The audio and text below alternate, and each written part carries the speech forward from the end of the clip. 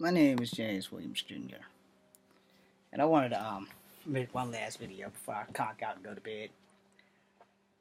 So as you guys know, I'm part Cherokee Indian, and I want to talk to you guys about a few Native American legends. And like I said, this is like it varies from tribe to tribe.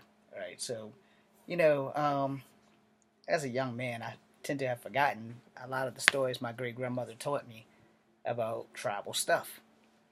Now, there are many of legends in Native American lore. Not all of them have made it to books. Not all of them have been retained in my memory. I had a few concussions since I was 5 years old. So yes, superheroes that are of color probably shouldn't try to fly. But you know, young lady I was looking at on Scout or whatever the hell this is, still looking at her.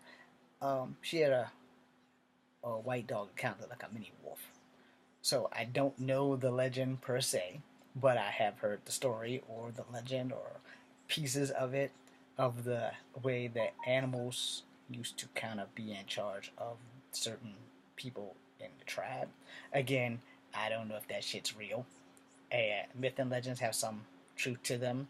I'm not really gonna go into detail about that, but it dawned on me, that there's not enough Native American culture in mainstream America at all. I'm also hoping that my graphic novel can bring some of that to life. Now, mind you, my my graphic novel of Love 13, it's an acronym. It stands for Legion of Enchanted, of Vengeful Enchantress. Excuse me, totally screwed that up.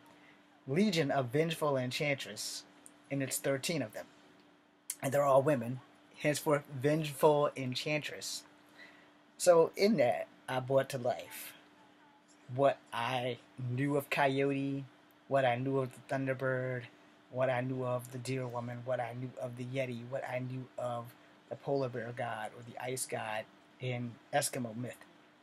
So in making these, legends become one team to help the Legion of Vengeful Enchantress. You know, I basically wrote a comic book about a bunch of fucking people going to war.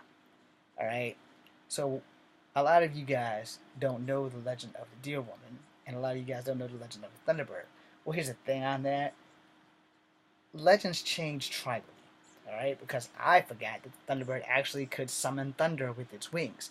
The only legend that I heard of the Thunderbird was that it unfortunately was a spirit of vengeance, and it swooped up non-Native American children, and you are never told what happens to them. So either it eats them or it assimilates them into the tribe. I don't really know how that shit works because it is a way of vengeance without vengeance. Because if you take away a person's children, you take away their future, their hopes, and their dreams. Now, again, like I said, these legends change tribally. So when I found out that the Thunderbird actually can summon thunder with his mighty wings, I kind of looked at my comic and said, oh fuck, I fucked up.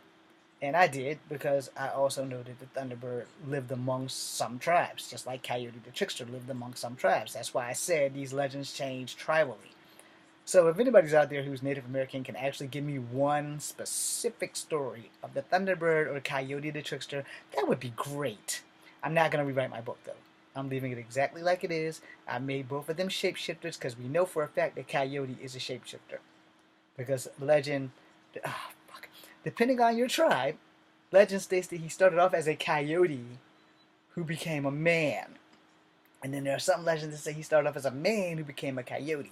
And then there are legends where he was a coyote and a man at the same time. And then there's a legend where he was just a man who had the power to shift into animals. And like most Native American folklore, many Native American shaman and tribal men had the power to turn into the spirit animal in which they possess.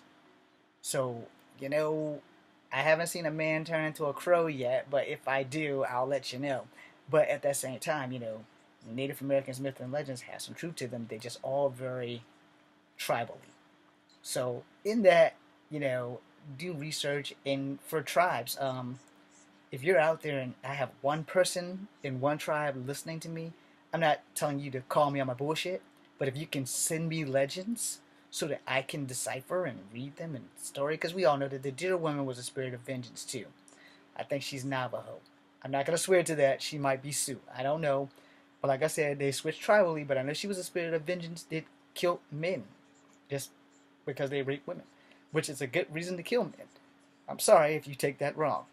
I'm James Williams Jr. because rape is the worst crime ever. But the dear woman got some vengeance in there for the ancient women in those Western times. Plus, Native American culture has been depicted wrongly so many times on TV that, we need more Native American culture.